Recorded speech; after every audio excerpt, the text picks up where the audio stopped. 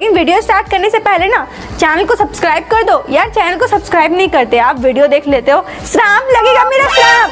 Channel को subscribe करो अभी इसी वक्त, नहीं तो पक्का गर्लफ्रेंड नहीं पटेगी, सिंगल मरोगे तुम, सिंगल।